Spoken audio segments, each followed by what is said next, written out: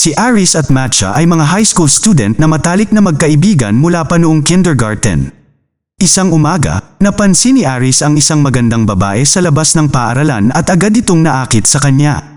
Habang pinagtatawanan siya ni Matcha, nilapitan sila ng magandang babae, nagtatanong ng direksyon sa opisina ng prinsipal.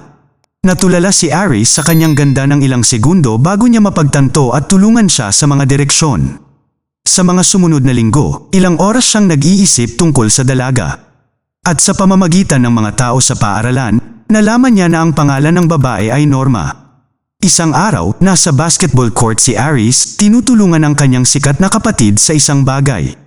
Dumating si Norma kasama ang isang kaibigan at ipinahayag na nakikipag-date siya sa kanyang kapatid na si Leo. Nadurog ang puso ni Aris sa revelasyon ngunit itinago niya ito sa likod ng walang ekspresyong mukha.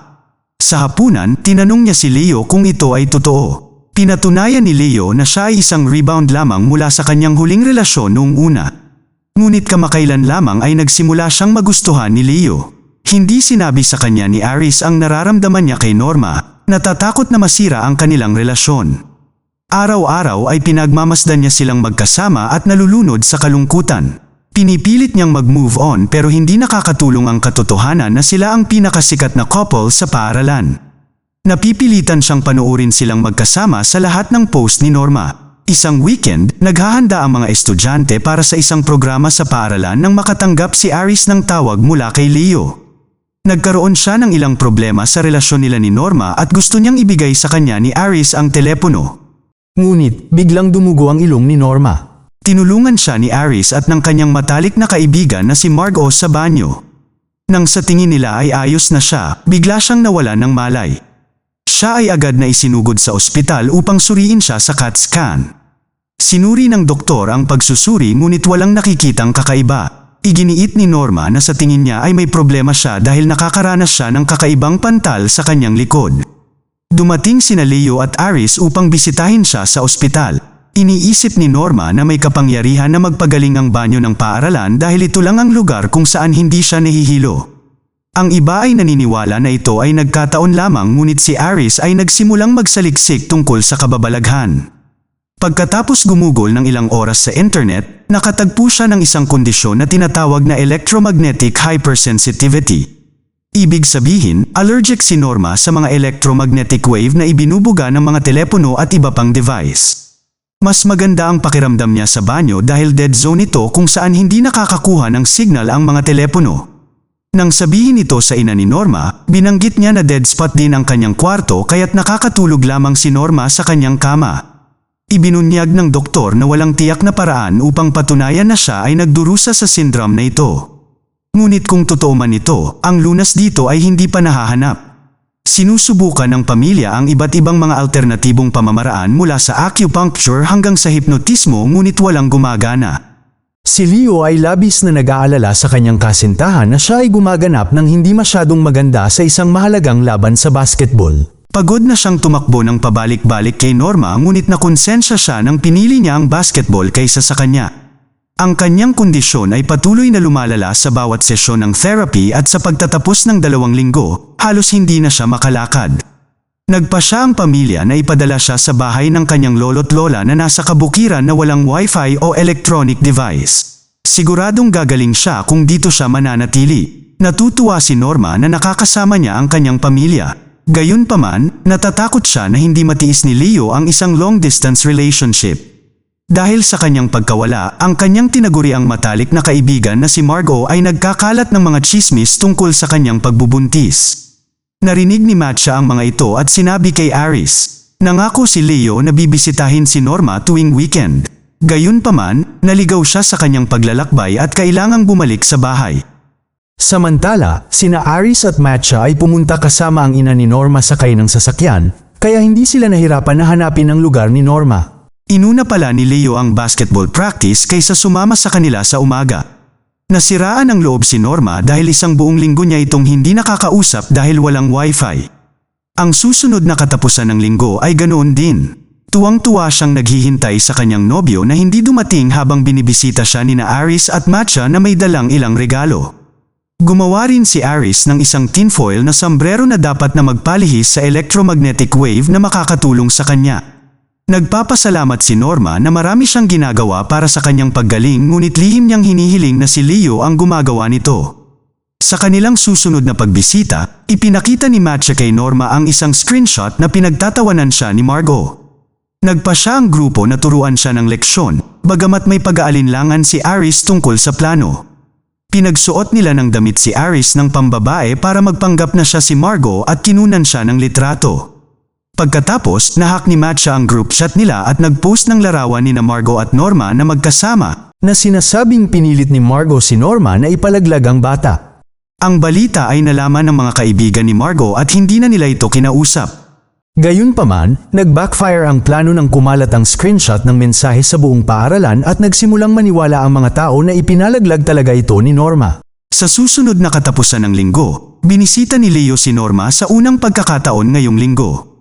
Excited siyang tumakbo papunta sa kanya pero tinulak siya nito pabalik. Nakita rin ng kanyang mga kasamahan at coach ang post ng pagpapalaglag at naisip na pinilit niyang gawin ito ni Norma. Galit na galit siya sa kanya dahil ang bulong-bulungan ay maaaring magdulot ng pagkasira ng buong karera niya sa basketball. Humingi ng tawad si Norma ngunit wala sa mood si Leo na makinig. Nakipaghiwalay siya sa kanya bago nagmaneho pabalik sa lungsod. Nadurog ang puso ni Norma matapos ang insidente. Halos hindi siya makatulog o makakain na nagpapabagal sa kanyang paggaling. Pagkatapos ng kaunting paghihikayat mula sa kanyang lola, sumulat siya kay Leo na humihingi ng tawad at humiling na bisitahin siya. Natanggap ni Leo ang liham ngunit hiniling niya sa kasambahay na itapon ito nang hindi man lang ito binabasa. Masama ang pakiramdam ni Aris para kay Norma kaya't sumulat siya sa halip gamit ang pangalan ng kanyang kapatid. Di nagtagal, halos araw-araw silang nagpapalitan ng liham. Ang mga liham ay lalong nagpapa-inlove kay Norma, wala siyang kamalay-malay na si Aris pala ang sumulat nito. Gumigising siya araw-araw na naghihintay ng kanyang liham at tila mas masaya siya kaysa noong nakaraang buwan. Isang araw, nagbibisikleta sina Matcha, Aris at Norma sa paligid. Nakatagpo sila ng ilang bata na naglalaro ng string phone. Sinubukan ito ng grupo ngunit hindi gumagana ang device. Dahil alam niya na hindi siya naririnig ni Norma, kaya sa unang pagkakataon, sinabi sa kanya ni Aris na mahal niya siya sa pamamagitan ng string telephone. Kasunod nito, pumunta sila sa tulay sa hangganan ng nayon. Malayo doon sa tulay ay may isang bangin na gustong puntahan ni Norma ngunit hindi niya magawa dahil sa kanyang kalagayan. Hinimok siya ni Aris na subukang tingnan kung gumagana ang tin foil. Sa loob ng ilang segundo, normal pa ang pakiramdam niya pero pagkatapos, dumugo na naman ang ilong niya. Mabilis silang umuwi at tinulungan siya. Pakiramdam ni Aris ay may pananagutan siya dahil hinimok niya itong dumaan sa tulay ngunit tiniyak sa kanya ni Norma na ayos lang siya. Next week na ang birthday ni Norma. Inimbitahan silang lahat ng lola niya sa party pero ang gusto lang ni Norma ay makarating si Leo. Sa sumunod na eksena, nasa grocery store sina Matcha at Aris. Alam ni Matcha na sinusulat niya ang mga liham at gusto niyang sabihin niya kay Norma ang totoo. Alam din ni Aris na ito ang tamang gawin ngunit hindi niya magawa dahil masasaktan siya. Sa araw ng kanyang kaarawan, sabik na naghihintay si Norma kay Leo. Gumawa ng dahilan si Aris na mahuhuli siya ngunit handang maghintay si Norma hanggat kaya niya. Bilang regalo sa kanyang kaarawan, ginawan siya ni Aris ng kotse na natatakpan ng aluminum foil para dalhin siya sa bangin na gusto niyang puntahan. Nagsagawa siya ng higit pang pananaliksik sa electromagnetic deflection at sa tingin niya ay mas gagaana ang kotse kaysa sa isang sombrero. Sinubukan ito ng 3 at tuwang-tuwa ng gumana ito. Nagmaneho sila papunta sa bangin at sabay na pinapanood ang paglubog ng araw. Habang nag-uusap sila tungkol sa iba't ibang bagay, inihayag ni Norma na gusto niyang maging piloto bago magkasakit ngunit sumuko na siya sa pangarap niya. Sa kanilang pag-uwi, iniwan sila ni Matcha sandali upang masabi ni Aris kay Norma ang totoo. Bagamat kinakabahan, ginawa niya ang tama at sinabi sa kanya na ang mga sulat ay mula sa kanya, hindi mula kay Leo. Nagulat si Norma at hindi alam kung ano ang iisipin niya. Siya ay nasa ilalim ng impresyon na ang kanyang relasyon kay Leo ay bumalik na sa landas ngunit nang malaman niya na galit pa rin siya sa kanya, nawasak muli ang kanyang puso. Tahimik silang nagmaneho pa uwi ngunit nagulat sila nang makita si Leo na naghihintay sa kanya sa pintuan. Humingi siya ng tawad sa lahat at nagkasundo ang dalawa. Gayunpaman, hindi maalis sa isip ni Norma ang tungkol kay Aris. Simula sa araw na iyon, siya at si Leo ay bumalik sa kanilang normal na sarili. Pero sa tuwing magkasama sila, inaantok si Leo dahil sa practice sa basketball. Naiintindihan ni Norma ang kanyang problema ngunit napagtanto niya na mas gusto niya ito sa liham kaysa sa totoong buhay. Isang araw sa paaralan, nilapitan si Aris ng isang babae na humiling sa kanya na sabihin kay Leo na sagutin ang kanyang mga tawag. Nalilito, tinanong ni Aris kung sino siya at ipinahayag ng dalaga na siya ang kasintahan ni Leo. Kinalaunan sa araw na iyon, kinumpronte niya si Leo tungkol sa kanya at inamin niyang nakipag-date siya sa kanya pagkatapos ng pakikipaghiwalay kay Norma.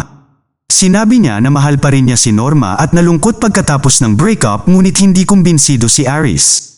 Kinabukasan, muli siyang binisita ng magkapatid. Hinihimok ni Aris si Leo na sabihin sa kanya ang totoo ngunit masyado siyang duwag para aminin ang kanyang pagkakamali. Magkasabay na naglalakad ang tatlo nang may lumapit na asul at dilaw na paru-paro sa balikat ni Aris. Inilabas ni Leo at Norma ang kanilang mga kamera para kunan siya ng larawan nang biglang mapansin ni Norma ang larawan ni Leo at ng isang babae sa kanyang preview window. Mabilis na inilagay ni Leo ang kanyang telepono sa loob ng kanyang bulsa at nagkunwaring hindi niya alam ang sinasabi ni Norma. Galit na naglakad si Norma pabalik sa bahay habang sinusundan siya ni Leo na sinasabing kaibigan lang niya ang dalaga. Hiniling niya kay Aris na sabihin sa kanya ang katotohanan na naglalagay sa kanya ng pagpipilian. Kinampihan niya ang kanyang kapatid at pinagtibay niya na kaibigan lang niya ang babae. Gayunpaman, hindi siya pinaniniwalaan ni Norma. Nagalit siya sa dalawa dahil sa kalokohan na ginawa nila sa kanya at hiniling na umalis sila. Sa bahay, nag-away sina Aris at Leo. Nais ni Aris na aminin ng kanyang kapatid ang kanyang pagkakamali at igalang si Norma ngunit gumanti si Leo na si Aris mismo ay hindi santo. Alam na pala niya ang totoong nararamdaman ni Aris para kay Norma. Bago mag-away ang dalawa, lumayo si Aris at nagmaneho pabalik sa tahanan ni Norma. Tumanggi siyang makipag-usap sa kanya ngunit naghihintay ito sa kanya ng isang buong araw. Dahil hindi pa rin siya lumabas sa kanyang silid, nag-iwan siya ng mensahe sa lumang recorder ng kanyang lola. Habang nagmamaneho siya pauwi, hiniling ng ina ni Aris na sunduin si Leo mula sa isang bar kung saan siya umiinom kasama ang kanyang mga kaibigan. Bagamat hindi sila magkasundo, tinulungan siya ni Aris. Humingi ng tawad si Leo at niyakap ang kanyang kapatid, alam niyang mali siya. Pagkatapos nilang magkasundo, nagmaneho sila pauwi. Inamin ni Leo na hindi siya sapat para sa isang babae na tulad ni Norma at binigyan si Aris ng pagkakataon upang sabihin sa kanya ang kanyang nararamdaman. Nang magsimulang maniwala si Aris na maaaring magkaroon ng masayang pagmamahalan sila ni Norma, ang kanilang sasakyan ay nabangga ng isang truck. Kinaumagahan, ipinaalam nila kay Norma na nasugatan si Leo ng husto sa isang aksidente ngunit si Aris ay hindi pinalad na mabuhay. Nadurog ang puso niya sa balita at napaiyak siya. Siya ay porsigido sa pagpunta sa kanyang libing kahit na ito ay nagpapasakit sa kanya. Ibinibigay sa kanya ng kanyang lola ang tape recorder bago siya umalis para sa libing. Huminto ang kanilang sasakyan nang makarating sila sa tulay. Habang abala ang lahat, sinamantala ni Norma ang pagkakataong makinig sa recording. Sa loob nito, ipinahayag ni Aris ang kanyang pagmamahal sa unang pagkakataon. Ikinwento niya dito kung paano siya nine-love sa kanya noong una niya itong makita ngunit hindi na siya umamin dahil masaya siya sa piling ng kanyang kapatid. Habang umaagos ang luha sa kanyang mukha, isang asul at dilaw na paru-paro ang lumitaw sa bintana. Kamukhang kamukha ito nang nakaupo sa balikat ni Aris noong nakaraang araw. Sinusundan niya ito sa labas at dinala siya nito sa kabilang bahagi ng tulay. Kahit na walang aluminum foil, maayos ang pakiramdam ni Norma. Napagtanto niyang nasa tabi niya si Aris sa sandaling iyon. Pagkatapos ay pumunta ang pamilya sa libing kung saan si Leo ay naka-wheelchair. Sa huling eksena, makikita natin si Norma na sumasakay sa isang eroplano bilang piloto nito. Pagkatapos, inilagay niya ang larawan ni Aris sa harap at tinanong siya kung handa na ba siyang lumipad. At natapos ang pelikula nang lumipad siya sa ere. Mag-subscribe para sa higit pang mga video na tulad nito, i-on ang notification at mag-iwan ng like para matulungan ang aming channel. Salamat sa panunood.